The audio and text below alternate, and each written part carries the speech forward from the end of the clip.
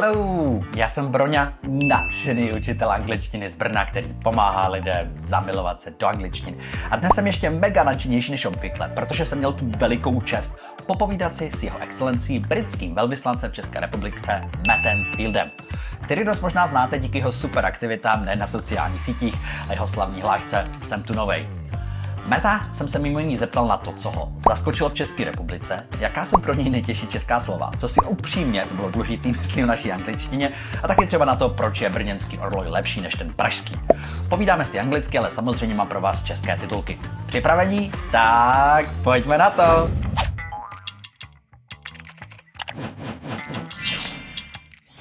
So, which three things surprised you the most about the Czech Republic? And please be honest. Three things. Okay. First one, it's beautiful. I mean, genuinely. So you didn't expect that when you say it surprised you? Even more beautiful. Nice. Even more beautiful than I expected. So the city is the countryside. So even more beautiful. Number two, and this will surprise Czech people actually. It's friendly. People were more friendly. And every time I say that to a Czech person, they're surprised. Yes. So am I. Yeah. So, but our experience is everyone's been friendly. And the third one, not really a surprise, perhaps, but one of my favourite things: beer everywhere, and that makes me feel very much at home. Oh, that's nice. I even see it in, when there are these places for people to play, for kids to play. Yes. And it mingles with It's perfect. Yeah. And I see people 9 o'clock in the morning just getting started. Very Czech-like. Good. Is there any especially difficult Czech word, that's impossible for you to say, or close to impossible? Anything with rš in is tricky. So, I mean, something like řízek. was good, actually. It's taken me a long time to get here. I'm still working on that. How about the hluboký talíř? Hluboký talíř. You're really good, actually. Well, again, practice. Practice, I'm practice, impressed. practice. Thank you. Maybe could you now teach me something I can say visiting Great Britain that people would appreciate my English? I would, Sure. I'll tell you how to say thank you without saying thank you. Oh, cool. Okay. So British people, you always think of them as being very polite. Mm-hmm. And we are, usually. But often we don't say thank you, we say something else instead. Okay. So I'll give you 3 different ways of saying thank you. Okay. Without saying I'm all ears. Okay. First one, you often hear people say cheers. Oh, so it's the same like when you... Yeah, so it's not cheers. Cheers. It's the same, but they're saying cheers, meaning thank you. And is it more like informal? Can I say it even in the shop? Yeah, it's quite informal, but you can say it anywhere. You could say it in a shop. You could say it with your friends, but you can say cheers. Okay. That's number one. So that's one good one. Second one, British people say this a lot. Nice one. Nice one. Nice one. So nice one. And you can use that for lots of things. Lots of things. Again, it's quite informal. But if someone gives you, passes you a nice drink, you can say, nice one. Oh, I didn't know that. Nice I heard only have a nice one, like have a nice day, but Yeah. So always that works something as new to well. learn. Thank you.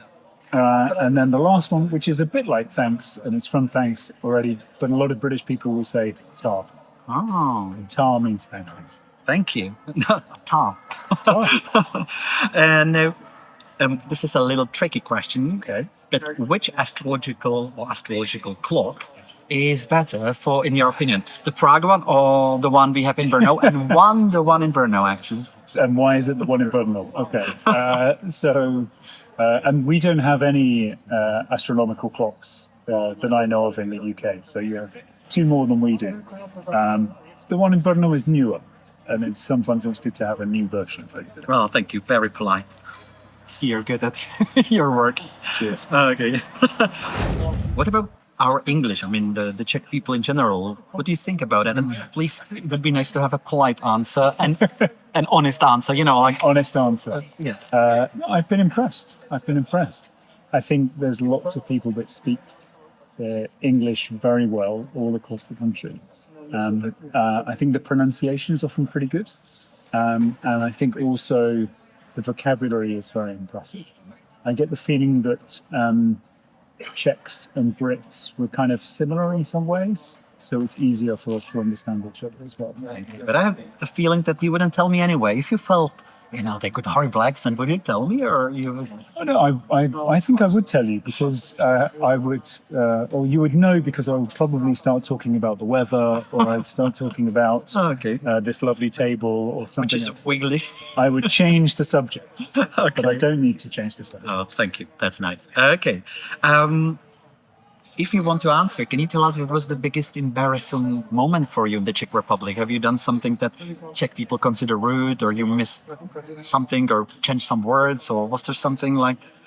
I can give you an example. Yeah, a new please. thing. I remember that once I invited my American friend to our house, and he walked in his dirty shoes. Dirty shoes. And my mom was like, Yeah, yeah. and he didn't know what's happening. He saw something is very wrong, but so.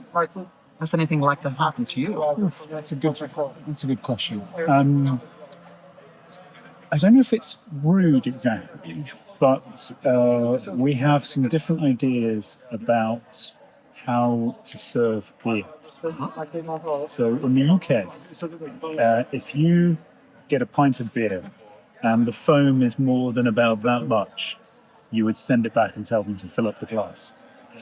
And the first couple of times when I would get proper Czech drink, a Czech beer, I would kind of look at it and I would feel that they were being rude, or that there'd been some Did you say that, or you just thought? Well, at that point, I sort of looked around and I realised that everyone else had the same. Oh, that's a good idea. So this was probably something I needed to learn. I have a funny story from the opposite direction, Yeah, because please. when I lived in Scotland, they gave me, the beer, and it was completely full, and I was like, how am I supposed to walk with that to my table?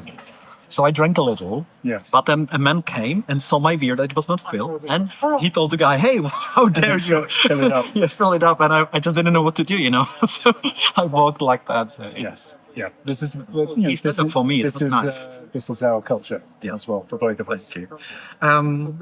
And what do you think about Czech food and drinks?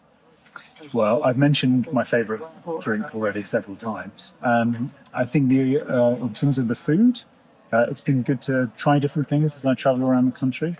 I still have, I think my favourite is probably tartarak.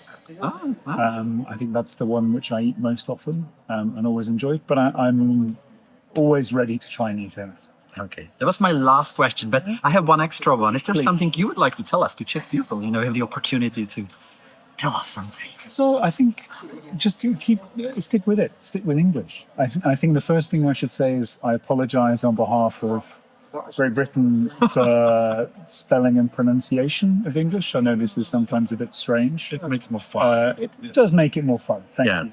you. But sometimes it's quite tricky. But really, I hope that people enjoy learning English not because of us, but because English is now a language which is spoken all around the world. So it's not only a way of understanding Thank you. No, I'm us, happy that I asked. but it's the whole world that speaks English. Thank you. Thank you. Super.